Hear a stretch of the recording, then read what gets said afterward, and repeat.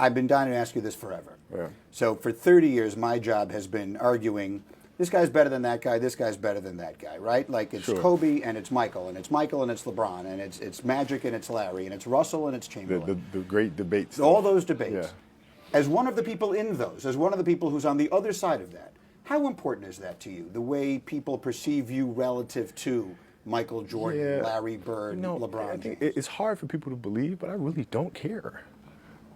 Like I've moved on.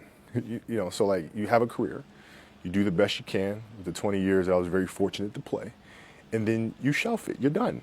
You move on to the next thing. So now I'm focused on these next 20 years, and so those debates are entertaining, I'm sure, and it's fun for people to engage in those. But for me personally, it doesn't matter.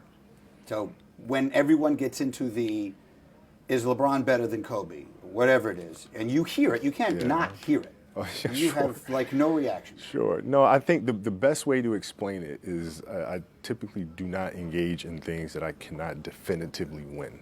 A three-peat for the world champion Los Angeles Lakers. The one-time darlings are now a dynasty. The Golden State Warriors have won back-to-back NBA championships. Everyone will yell at me if I don't ask you this. So everyone talks about Golden State now. The Warriors, they're awesome. Yeah. Pick your best team. You and Shaq, whatever year you guys, in your mind, were at your best. We're debating. In a 7-game series, you guys against the Warriors, who wins?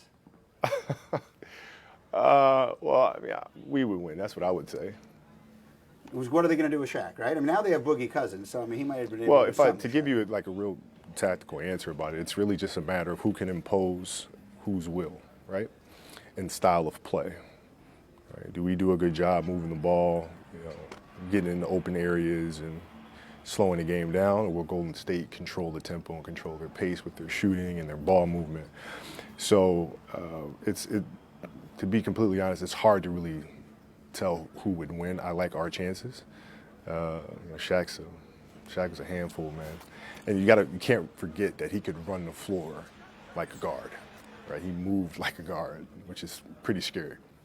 You once upon a time were the most famous high school basketball player ever to come to the NBA, and then by the time LeBron came to the NBA, there was all of this intention was magnified. Yeah. Now Zion Williamson is in the middle of something I can't even fathom. Zion! Are you serious? It's the Zion Show. What advice do you have for someone like him who right now is as famous as any person in sports in America at that age? Just focus on the game.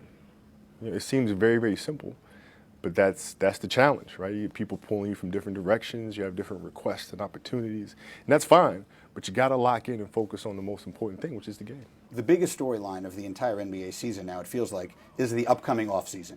There's all this talk about free. Where's this guy going to go? Where's that? I hear it's going to be an entertaining offseason. Look, I'm not taking off the first week of July. I'll tell you that.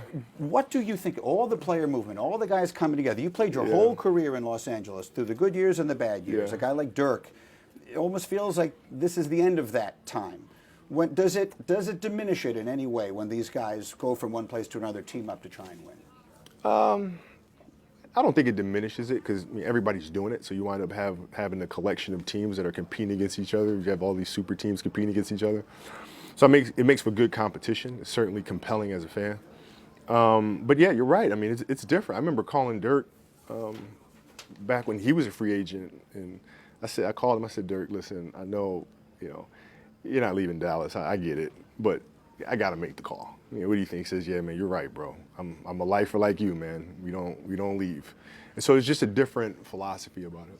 But looking back on it now, like of all the things that you treasure about your career, where on that list is you played your whole career for one team? It's at the top. You understand the Lakers were my favorite team growing up, by far. Right? And so to play with one franchise, and also it's a two-way street, right? You can have an athlete that wants to be with one organization, but if the organization doesn't have that loyalty in return, right, then you have that fraction, that separation. So I was very fortunate.